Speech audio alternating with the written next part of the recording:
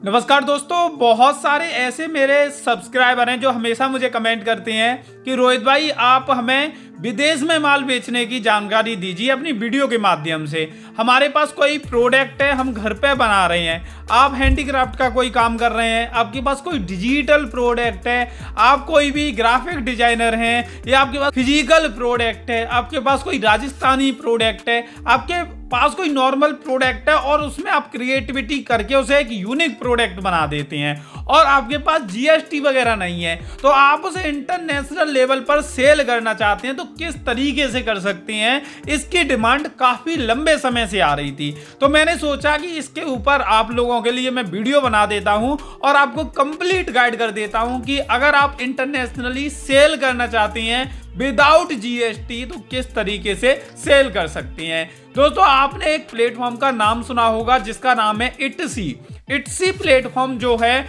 वो एक market place है जो कि इंटरनेशनल लेवल पर काम करती है। यानी कि जैसे कि आपने सुना होगा इंडिया में मीशो है, ग्लोरोड है, फ्लिपकार्ट है, ऑल ओवर इंडिया में प्रोडक्ट की डिलीवरी का काम करते हैं। इसी तरह इट्सी है जो कि ऑल ओवर वर्ल्ड से एक देश से दूसरे देश में माल पहुंचाने का काम करती है, जहां पर आप अपने प्रोडक्ट को अपलोड कर सकते हैं, लिस्ट कर सकते हैं और वो प्रोडक्ट ऑल ओवर वर्ल्ड में दिखाए जाएंगे और किसी को भी वो प्रोडक्ट पसंद आती हैं तो वो आपसे खरीद सकता है। और आपको बताना चाहूंगा कि आप इंडिया में बैठे बैठे उस प्रोडक्ट को विदेश में भी बेच सकते हैं। और ये किस तरीके से पॉसिबल होगा, कैसे लिस्टिंग होगी, कैसे सेलर अकाउंट बनेगा, कैसे पेमेंट मिलेगा, सारी जानकारी आज की इस वीडियो में मैं आप लोगों को देने वाला हूं। तो सबसे पहले आपको ये तो समझ में आ चुका होगा कि ये इट्सी क्या है और कैसे काम करता है। तो सबसे पहला काम है इट्सी पर सेलर रजिस्ट्रेशन का। तो दोस्तों, यहाँ पर दो तरीके से सेलर रजिस्ट्रेशन होता है।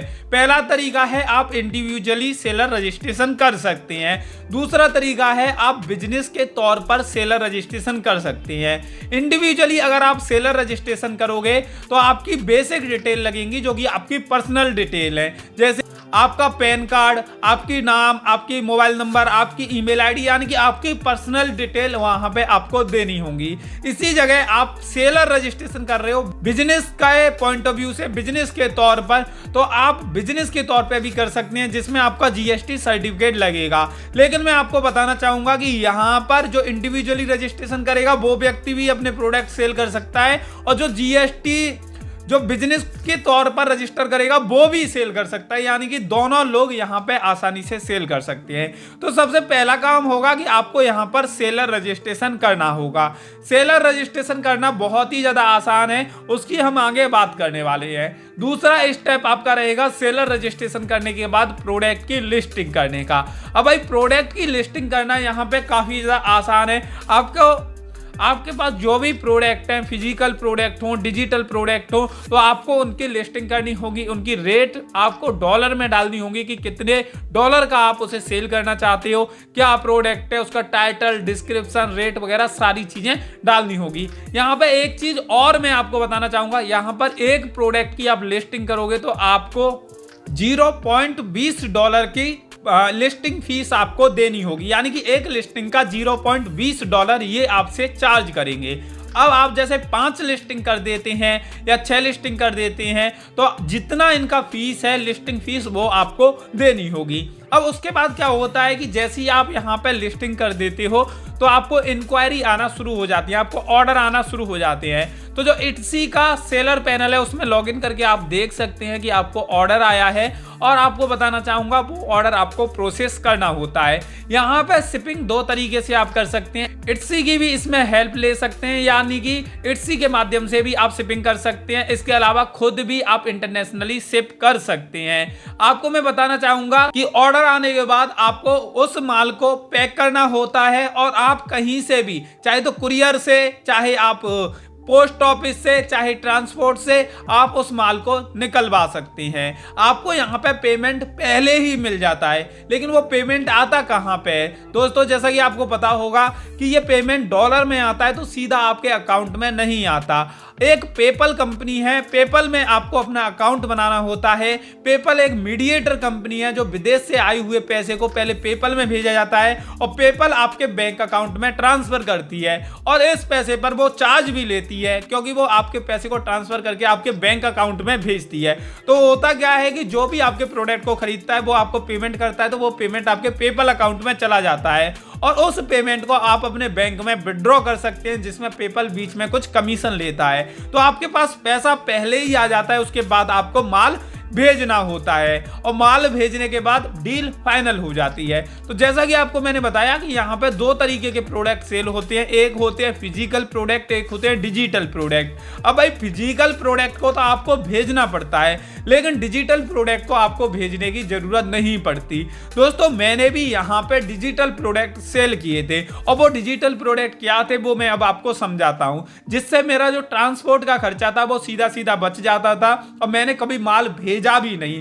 मैंने क्या किया था, मैंने कुछ ग्राफिक डिजाइनर को पकड़ा था और उनको मैंने बोला था कि आप मेरे लिए कुछ डिजाइन कर दो। जो कार्ड्स होते हैं, छोटे छोटे कार्ड होते हैं, जो लोग ई कॉमर्स में डील करते हैं वो लोग उन कार्ड्स को पार्सल के अंदर रख के भेज दें, जिससे क्या हो, जब वो पार्सल कस्टमर को मिले तो उस कार्ड के अंदर लिखा हो कि हमारा नया बिजनेस है, इंग्लिश में लिखा हो कि हमारा नया बिजनेस है और आप हमारे इस बिजनेस को सपोर्ट करने के लिए 5 स्टार रेटिंग और अच्छा रिव्यू दे दीजिए। तो इस तरीके के बहुत सारे अट्रैक्टिव हमने कार्ड बनवाए थे और उन कार्ड को PDF बना के हमने यहाँ पर डिजिटल में सेलिंग के लिए लगा दिया था। और जो कार्ड्स थे बहुत ही ज्यादा अट्रैक्टिव थे, तो इस वजह से लोग डायरेक्ट वहां से खरीदते और PDF उनके फोन में, उनके लैपटॉप में डाउनलोड हो जाती और वो पेमेंट था वो हमें मिल जाता। तो इस तरीके से हमने डिजिटली प्रोडक्ट बेचे थे। हमने ग्राफिक डिजाइनिंग करवाई थी अलग अलग तरह के कार्ड्स के और उन कार्ड्स को हमने इनके माध्यम से सेल किया था और उसके बाद हमने वहां से अच्छा खासा पैसा कमाया था।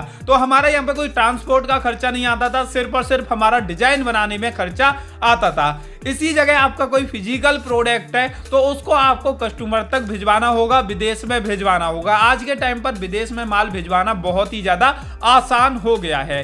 अब भाई आप लोग कह रहे होंगे कि ये पूरा सिस्टम तो आपने समझा दिया कि इस तरीके से काम होता है, अब प्रैक्टिकली बताओ कि किस तरीके से इसमें काम कर सकते हैं। तो मैं दोस्तों आपको बताना चाहूंगा कि इस टॉपिक में मैंने कंप्लीट एक आर्टिकल लिखा है कि कैसे रजिस्ट्रेशन होता है, प्रैक्टिकली सारी चीजें उसमें करके दिखाई हैं, सारी डिटेल दी हुई है। तो वीडियो के डिस्क्रिप्शन में उस आर्टिकल का लिंक दिया है, उस लिंक पर क्लिक करके आप आर्टिकल पढ़ सकती है। अगर आर्टिकल को पढ़ने के बाद भी आपको चीजें समझ नहीं आती तो आप कमेंट कर देना, मैं नेक्स्ट वीडियो में कंप्लीट प्रोसेस अपने लैपटॉप पर आपको करके दिखा दूंगा कि किस तरीके से आपका रजिस्ट्रेशन होगा, कैसे आपकी लिस्टिंग होगी और कैसे आप फर्स्ट ऑर्डर को प्रोसेस करोगे और उसके बाद कंप्लीटली आपको प्रैक्टिकल सारी जानकारी मैं दे दूंगा। इस वीडियो का उद्देश्य बस यही था कि आपको एक बेसिक जानकारी मिल जाए कि विदेश में माल कैसे भेजा जाता है, कैसे विदाउट GST आप लोग अपना काम शुरू कर सकते हैं। तो दोस्तों ये जानकारी आप लोगों को कैसी लगी कमेंट करके जरूर बताइए। वीडियो अच्छी लगी हो तो लाइक कर देना और जिन लोगों ने चैनल को सब्सक्राइब करके बेल बटन नहीं दबाया है वो जल्दी से जल्दी दबा दीजिए। आज की ये वीडियो देखने के लिए आप सभी लोगों का तहे दिल से बहुत बहुत धन्यवाद।